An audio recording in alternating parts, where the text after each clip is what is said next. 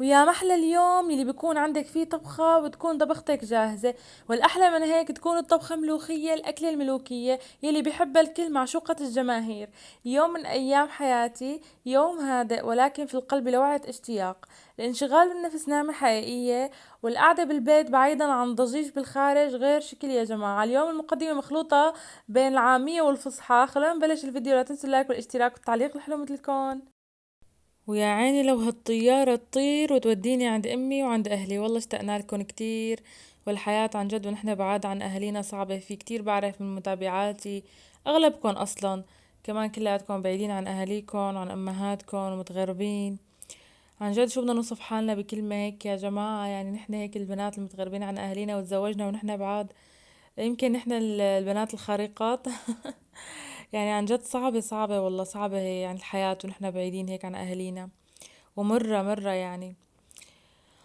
الحمد لله على كل حال. والله ما في أحلى من وجود الأهل هيك جنبنا بالمناسبات، بالأعياد، بالسهرات الشتوية. هيك بتحسوا بدك إن كنت العيلة هيك، يعني أمك وأبوك يكونوا هيك جنبك، يجي يسهروا عندك، إخواتك البنات، إخواتك الشباب.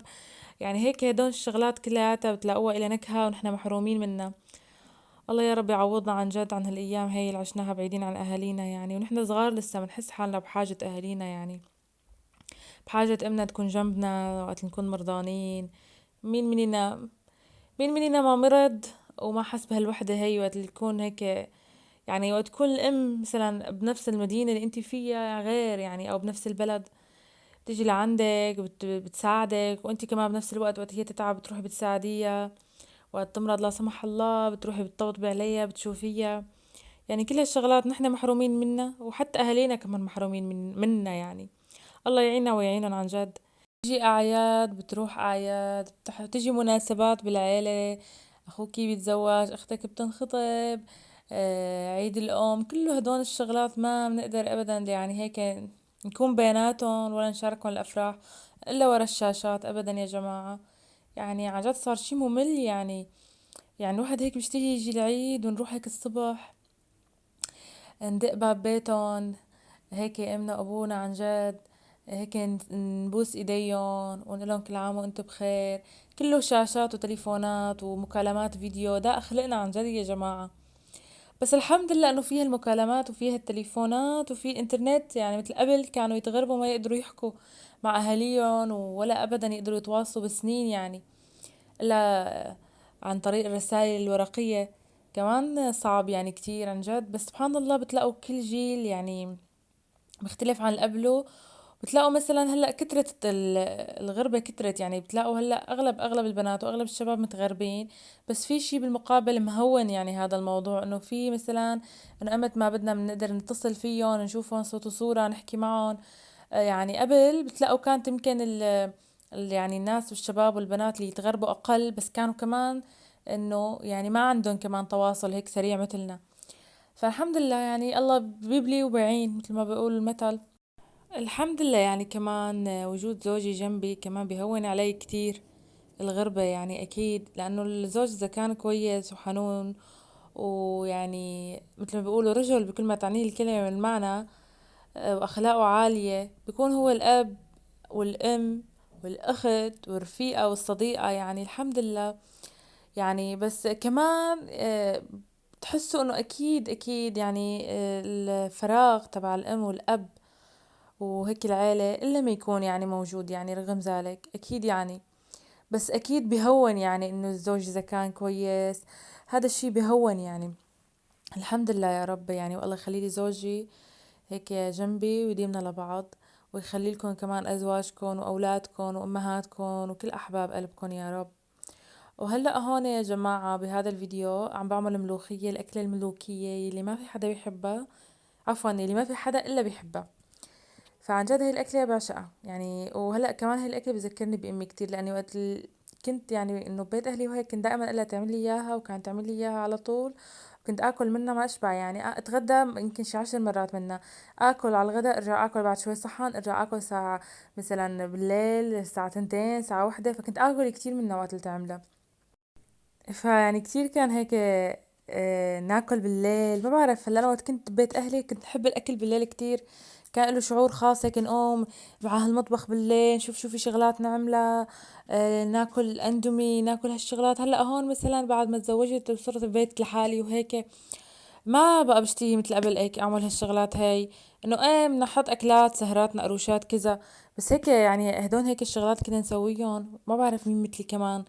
يعني بعد ما اتزوج هيك تغيرت هالشغلة فيه، انه ما عاد هيك اشتهي اكل بالليل مثل قبل. يمكن لانه انا اللي بطبخ مثلا، انه الواحد وقت بيطبخ، لاني مثل ما بتعرفوا اكيد يعني ما عاد بيشتهي ياكل اكل كتير اذا هو عم يطبخ من الريحة، يعني اللي بيشم قد ما بشم ريحة الاكل. فممكن كانت امي تطبخ يعني ما اتعب بالطبخة، ما مثلا شم ريحتها كتير هيك، تجيني هيك مثل ما بيقولوا على البارد المستريح. فاشتهي اكل اكتر بجوز يعني هيك. فكنت كتير حب اكل بالليل، وخاصة هي الاكلة، واكل كتير بالليل. فهيك والله، هي الطريقة طريقتنا، طريقة اهل اللاذقية بدكم تقولوا. هلا انا خالطة بين اهل اللاذقية وبين اهل حلب يعني فيها، لانه اهل حلب بيحمسوها كتير كتير بالسمنة. بس هن كتير بحمسوها كتير كتير كمان هديك يعني الطريقة كتير طيبة. بس نحن بنحمسها شوي وبنضيف لها مية الفروج، بنخليها يعني هيك يكون فيها زوم ومي مرقة، يعني ما بنحبها تكون ناشفة. وبنفس الوقت ما كتير يعني تكون كمان مي يعني فيها. ومن التقلاية مثل ما شفتوا بالفيديو توم وكزبرة، وبنحط لها دبسة فلفل. هي اهل حلب ما بيحطوها يعني. فانا يعني اخذ من الاثنين، عرفتوا.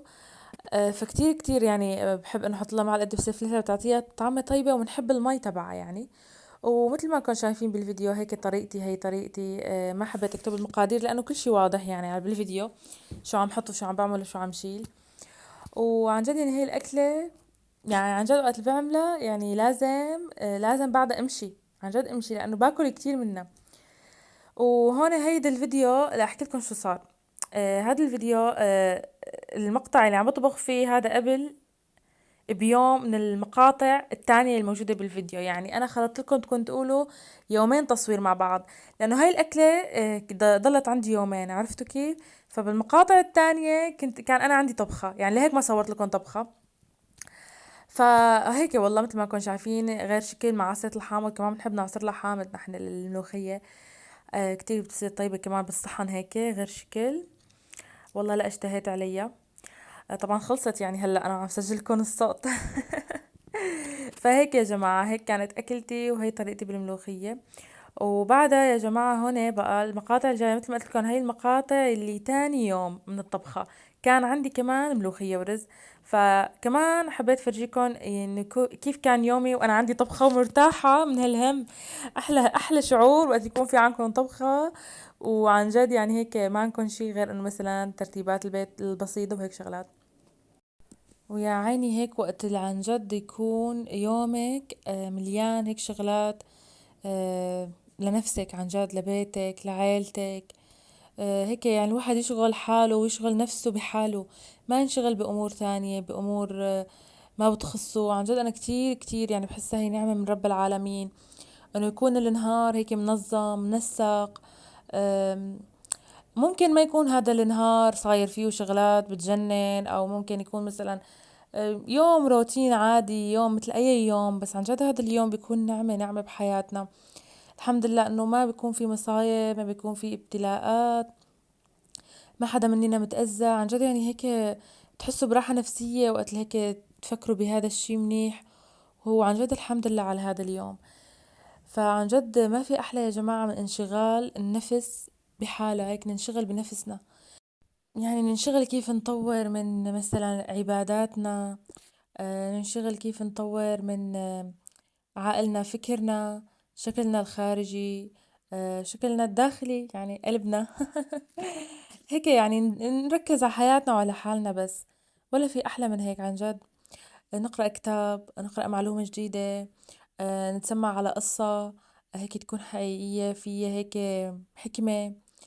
عن جد يعني هيك شغلات هي يمكن بسيطة جدا جدا جدا، وفي ناس يمكن ما بتفكر فيها اصلا ابدا، ولا بتعتبرها انه هي هيك، بتعتبرها انه هذا شيء عادي وشيء انه طبيعي. بس هو نعمة يعني. في ناس لاني محرومة من الراحة، دائما مشغولة بامور غيرها. يعني عن جد يعني صعب الواحد هيك يكون. انه يفكر بغيره، يفكر بحياة غيره، فلان شو عمل، فلان شو جاب، فلان شو سوى، فلان هيك بيضل عايش متعذب وتعبان عن جد. فعن جد الواحد هيك بس يفكر بحاله وببيته بيرتاح كتير، وبس عن جد هيك. وهون هيك انا بعد ما مثلا خلص شغل البيت وترتيبات البيت، هون كان عندي طبخة يعني، فهيك مثل ما قلت لكم لازم يعني هيك يوم الروقان، يوم غير شكل يا جماعة. فهيك بحب بعد ما رتب البيت وننظف مثلا، بخر البيت شوي هيك، ريحة حلوة بتصير بالبيت. في ناس ما بتحب ريحة البخور، بس بحس انا في روايح معينة هيك عن جد حلوة بتعطي فخامة للبيت.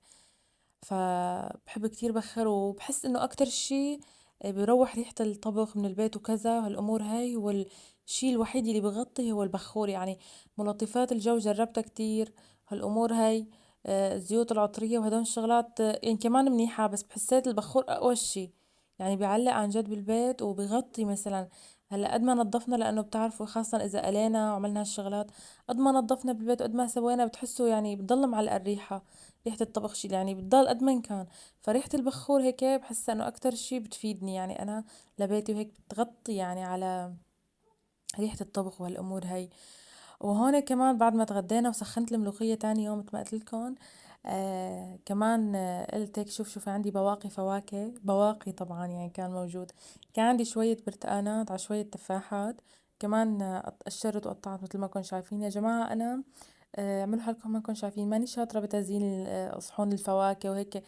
ما هو مو قصة ماني شاطرة يعني، ما عندي كتير بال يمكن، أو إذا حطيت ببالي بزين بيطلع معي أكيد، بس هيك يعني ما كتير انه يعني بهذا الفيديو هيك يعني زينت او رتبت الصحن، بس انه حطيته بشكل مقبول للعين.